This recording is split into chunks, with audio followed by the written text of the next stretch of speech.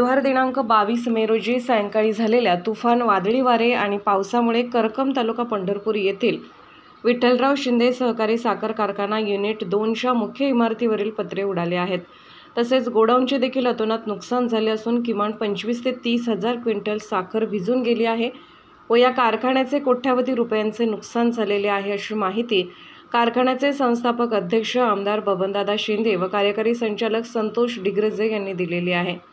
सविस्तर वृत्तांत असा की विठ्ठलराव शिंदे सहकारी साखर कारखाना युनिट 2 करकम तालुका पंढरपूर परिसरात 22 मे बुधवार रोजी सायंकाळी अचानक झालेल्या वादळी वारे व तुफान पावसामुळे कारखान्याच्या वरील आच्छादनाचे पत्रे उडून गेले। त्याचप्रमाणे गोडाऊनचे आच्छादन उडून गेले असून मोठ्या प्रमाणात मोडतोड झालेली आहे। किमान 25 ते 30 हजार क्विंटल साखर भिजून कोट्यवधी रुपयाचे नुकसान झालेले आहे व वस्तुस्थितीचे तातडीने पंचनामे व्हावे अशी संबंधितांकडून मागणी करण्यात येत आहे। नुकसानीची माहिती समजताच कारखान्याचे संचालक व जिल्हा दूध संघाचे चेअरमन रणजित सिंह शिंदे, कार्यकारी संचालक संतोष डिग्रजे, जनरल मॅनेजर सुहास यादव, शेतकी अधिकारी, सुरक्षा अधिकारी व इतर संबंधित जबाबदार व्यक्तींनी येऊन पाहणी केली आहे। या परिसरातील विद्युत पुरवठा बंद पडलेला असल्यामुळे अंधाऱ्या रात्रीत काहीही दुरुस्त करता येत नाही, ही अवघड वस्तुस्थिती आहे। AG 24 तास न्यूज महाराष्ट्रासाठी प्रतिनिधी मुकुंद रामदासी बेंबळे।